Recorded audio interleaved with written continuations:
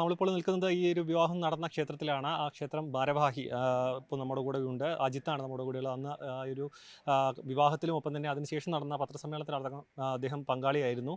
എന്താണ് ഇതിൽ ഇപ്പോൾ ഒരു കേസ് രജിസ്റ്റർ ചെയ്തിട്ടുണ്ട്. അപ്പോൾ അതിൽ എന്തായാലും അല്ല, അവരന്ന് ഇവിടെ വിവാഹം കഴിക്കാൻ വരുമ്പോൾ നമ്മൾ ആധികാരികമായി അവരുടെ ആധാർ കാണിച്ചു.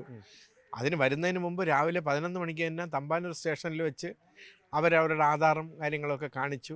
അവിടെ നിന്ന് 2 പേര് പോയി ഒപ്പിട്ടാണ് അവർ സ്റ്റേഷനിൽ നിന്ന് കൊണ്ടുവരുന്നത്.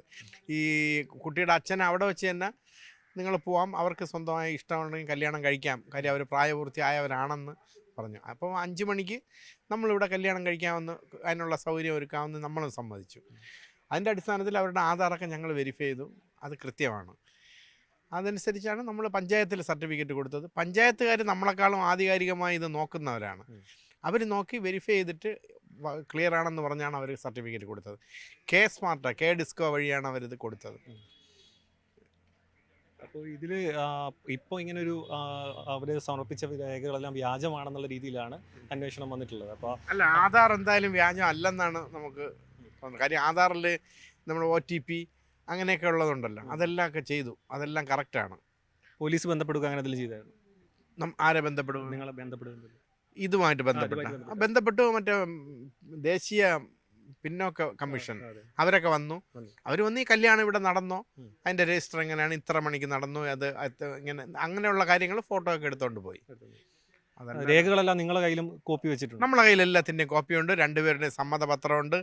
ഹിന്ദുമത ആചാരപ്രകാരമാണ് കല്യാണം നടക്കുന്നതെന്നുണ്ട്. അതെല്ലാം എഴുതി വാങ്ങിയിട്ടുണ്ട്. അപ്പോൾ ഇങ്ങനെ ഒരു കേസ് ഇപ്പോൾ ഉണ്ടായത് എന്തുകൊണ്ടായിരിക്കുന്നു? അതെനിക്ക് തോന്നുന്നത് അത് പൊളിറ്റിക്കലായിരിക്കാനാണ് സാധ്യത. അല്ലാതെ നമുക്കതിൽ അതുമായിട്ട് അതറിയില്ല. വർമ്മ പിന്നീട് ബന്ധപ്പെട്ടിരുന്നു ഈ ഒരു കേസിനായിട്ട് ബന്ധപ്പെട്ട്? ഞാൻ അവരെ ബന്ധപ്പെട്ടത് എന്തെങ്കിലുമൊക്കെ. അപ്പോൾ അവർ പറഞ്ഞു അവർ കോടതിയിലൊക്കെ പോയിട്ടുണ്ട്. കോടതിയിൽ നിന്ന് അവർക്ക് അനുകൂലമായ കാര്യങ്ങൾ തീർപ്പായിട്ടില്ലെന്ന്, എന്നാൽ അയാളെ അറസ്റ്റ് ചെയ്യാനൊന്നും പാടില്ല എന്ന് പറഞ്ഞൊരു ഓർഡർ കിട്ടിയിട്ടുണ്ടെന്നുള്ളതാണ് എനിക്കറിയാൻ കഴിഞ്ഞത്. അപ്പോൾ ഈ ഒരു അമ്പലവുമായി ബന്ധപ്പെട്ട വലിയ രീതിയിൽ, അതായത് ഇപ്പോൾ സോഷ്യൽ മീഡിയയിലടക്കം വലിയ ചർച്ചയായതാണ്. അപ്പോൾ അത് വെറും ഒരു രാഷ്ട്രീയ രീതിയിലുള്ള ഒരു കേസ് മാത്രമാകാനാണ് സാധ്യത. കാരണം എല്ലാ വിവരങ്ങളും നിങ്ങൾ ആധികാരികമായി നമ്മുടെ വ്യക്തിപരമായുള്ള ഒരു അന്വേഷണവും നടത്തി. അല്ലാതെ പഞ്ചായത്തിൽ നിന്ന് സർട്ടിഫിക്കറ്റ് കൊടുത്തു, അവർക്ക് മാരേജ് സർട്ടിഫിക്കറ്റ് തന്നെ കൊടുത്തു. അത് ഇത് കല്യാണം കഴിഞ്ഞതിൻ്റെ പിറ്റേ ദിവസം പത്രസമ്മേളനം നടത്തി. എല്ലാ ചാനലുകാരും പങ്കെടുത്തു. അവരുടെ കയ്യിലുള്ള രേഖകൾ, അവർക്ക് എന്തെങ്കിലും സംശയം ഉണ്ടെങ്കിൽ ചോദിക്കാൻ വരെ അവർ ചോദിച്ചു. പക്ഷേ എല്ലാവരും ഒരു മണിക്കൂർ നടന്ന പത്രസമ്മേളനത്തിൽ എല്ലാവരും തൃപ്തിയായിട്ടാണ് പിരിഞ്ഞത്. അപ്പോൾ പിന്നെ ഇന്നിപ്പോൾ പുതിയതായിട്ട് വന്ന് എല്ലാവരും വന്ന് ചോദിക്കുകയാണ്, രേഖ കണ്ടോ? എല്ലാവരെയും കാണിച്ചു. അന്ന് ഞാനും ഉണ്ടായിരുന്നു ആ പത്രസമ്മേളനത്തിൽ.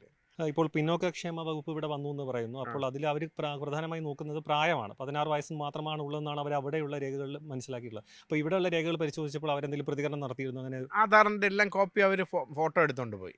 നമ്മുടെ കയ്യിലുള്ള ഒരു പ്രായപൂർത്തിയാവാത്ത ആളാണെന്ന് എന്തെങ്കിലും അതിനെക്കുറിച്ച് ഒന്നും നമ്മളടുത്ത് പറഞ്ഞിട്ടില്ല. പിന്നീട് വിളിച്ചോ? അങ്ങനെ ഒന്നും വിളിച്ചിട്ടില്ല. കേസിന്റെ ഒരു പശ്ചാത്തലം ഇങ്ങനെയാണ്. ഇവിടെ അടക്കം വന്ന് പരിശോധന നടത്തിയതിനു ശേഷമാണ് ഇപ്പോൾ പോക്സോ കേസിലേക്ക് കാര്യങ്ങൾ എത്തിയിരിക്കുന്നത് മനസ്സിലാക്കുന്നത്. ഒപ്പം തന്നെ ഇപ്പോൾ പ്രതികരിച്ചതിൽ തന്നെ വ്യക്തമാണ് ആ ഒരു രേഖകളടക്കം നൽകിയിട്ടുണ്ട്. പക്ഷേ അത് വ്യാജമാണെന്നാണ് ഇപ്പോൾ കേസ് വന്നിട്ടുള്ളത്. കൂടുതൽ ഇനിയിപ്പോൾ ഇതിൻ്റെ കേസിൻ്റെ ഒരു സങ്കീർണത എത്രത്തോളം എന്നത് ഈ 2 വശങ്ങളും കൂടുതൽ പോലീസിൻ്റെ ഭാഗത്തുനിന്ന് അന്വേഷണം നടന്നാൽ മാത്രമേ വ്യക്തമാവുകയുള്ളൂ.